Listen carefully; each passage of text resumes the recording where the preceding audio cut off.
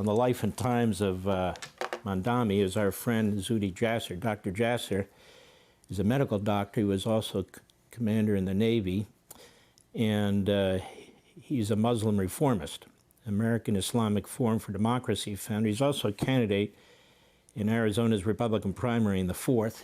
Boy, would he be a great contribution to the House of Representatives to offset somebody like a Tlaib or Omar and explain really what the faith is supposed to be. But that aside for now, Zuhdi Jasser. Zuhdi Jasser, so we've got this Zoran Mamdani running, and there are actually people in newspapers who call themselves moderate Muslims are saying, that guy doesn't represent me.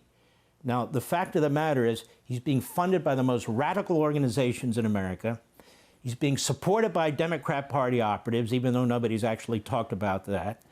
He's being supported through his mother and their social posts, the government of Qatar. I mean, this guy's got all the wrong actors supporting him, doesn't he? Absolutely, and I'm so glad you're talking about all this, Mark, because it's not just about a deep blue city. It's not just about, New York City and a radical Islamist, but this is part of the global operation of the red-green axis, or the Marxist jihadist axis. And as it may be likely that on Wednesday, New Yorkers wake up and have a mayor that would probably be more ideologically in line with Gaza City than with New York City, you probably look back and say, well, this just didn't happen overnight. Many of us reformers have been talking about at the Ground Zero Mosque, saying that doesn't represent us. It's a bad idea. I had pieces in the Wall Street Journal, the New York Post talking about it. Congressman Peter King and I, over years, and multiple other Muslims testified to Congress about what was happening in New York City and the radicalization. Mamdani comes from the farm team of the Democratic Socialist Party of America, the radicalized wing of the Democratic Party that now is producing this anti-American foment. And if people want to see where New York City's heading, the reason this is so important, Mark, it's where London headed. Sadiq Khan has been the mayor of London for almost 10 years now, and they've seen multiculturalism, identity politics unravel and destroy British identity. And the UK now is just surrendering to foreign interests, to Qatari Hamas sympathy and other things, where counterterrorism programs trying to preserve their city, their country, have been dismantled by a Muslim mayor who's Islamist, not just a Muslim, but an Islamist ideologue. And that's what it's about. And that's what Ilhan Omar, Rashida Tlaib, and so many others of these democratic socialist America are trying to do and put into deep blue cities, and why we need to pay attention to this.